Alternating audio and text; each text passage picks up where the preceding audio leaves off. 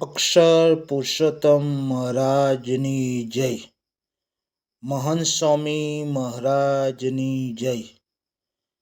જય શ્રી સ્વામિનારાયણ.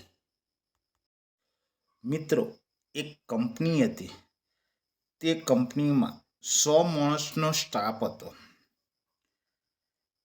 તે કંપનીમાં બોસ દર મહિનાની 1લી તારીખના એના 100 માણસોના સ્ટાફ પાસેથી 1,000 ઉઘરાવીને 1 લાખ જમા કરતા અને એમાં પોતાના તરફથી 1 લાખ ઉમેરીને 2 લાખની લોટરીનું ડ્રો કરતા.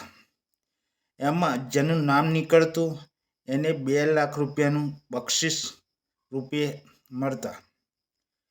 એક કંપનીમાં ઝાડુ પોતા કરવાવાળી બાઈને આ રૂપિયાની બહુ જરૂર હતી, કારણ કે એના દીકરાનું ઓપરેશન કરાવવાનું હતું. પણ આ તો લોટરી હતી, એક જુગારની રમત હતી અને ન લાગે તો દેખી રીતે એને 1,000નું નુકસાન થાય એમ હતું. એણે 1,000 રૂપિયાનું જોખમ લીધું અને ભગવાનને પ્રાર્થના કરતી કે લોટરી મને જ લાગે. બોસને પણ એની દયા આવતી હતી.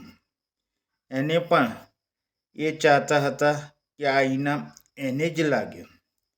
એને પોતાના નામની કાપલી પર પોતાના નામની જગ્યાએ બાઈનું નામ લખ્યું અને કાપલી બોક્સમાં નાખી દીધી.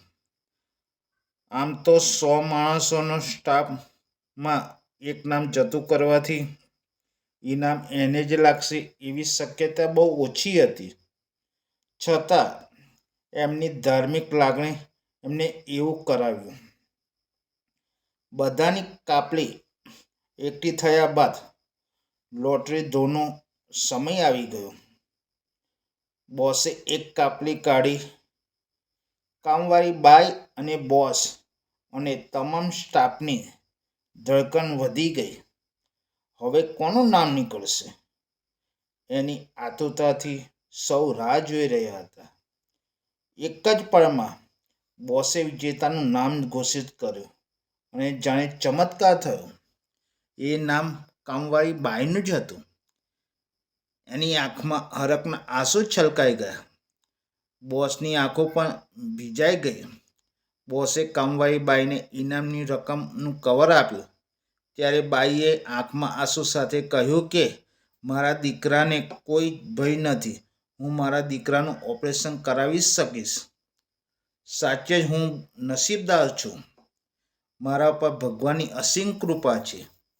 બોસ તરત જ લોટરીની બોક્સની બાજુમાં જઈને ઊભા રહ્યા અને જશ જાણવા ખાતર એમને બીજી કાપલી કાઢીને જોઈ તો એની આંખો આશ્ચર્યચકિત પહોળી થઈ ગઈ. બીજી કાપલીમાં પણ કામવાળી બાઈનું જ નામ હતું. એમને ત્રીજી કાપલી કાઢીને જોયું તો એ ચકરાઈ ગયા.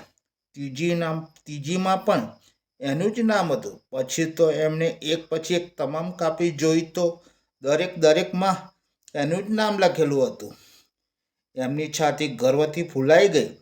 ઓફિસના બધા કર્મચારીઓને મુક્ત રીતે રહીને એને મદદ કરી હતી. એ લોકો ચાહતા કે લોટરી ડ્રો કર્યા વગર એને હાથમાં રોકડ રકમ આપી મદદ કરી શક્યા હોત, પણ એમ ન કરતા એમને એને પોતાના હકની રકમ મળી હોય એવી રીતે મદદ કરી. મિત્રો, હંમેશા યાદ રાખો, જ્યારે પણ કોઈને મદદ કરો ત્યારે એને લાચારીનો અહેસાસ ન થાય અને એના માનનું હનન ન થાય એવી રીતે મદદ કરશો તો ખરા અર્થમાં મદદ કરેલી ગણાશે. સ્વામિનારાયણ સ્વામિનારાયણ સ્વામિનારાયણ સ્વામિનારાયણ સ્વામિનારાયણ નામ ભજ મન સ્વામિનારાયણ સ્વામિનારાયણ નામ ભજ મન સ્વામિનારાયણ સ્વામિનારાયણ નામ ભજ મન સ્વામિનારાયણ.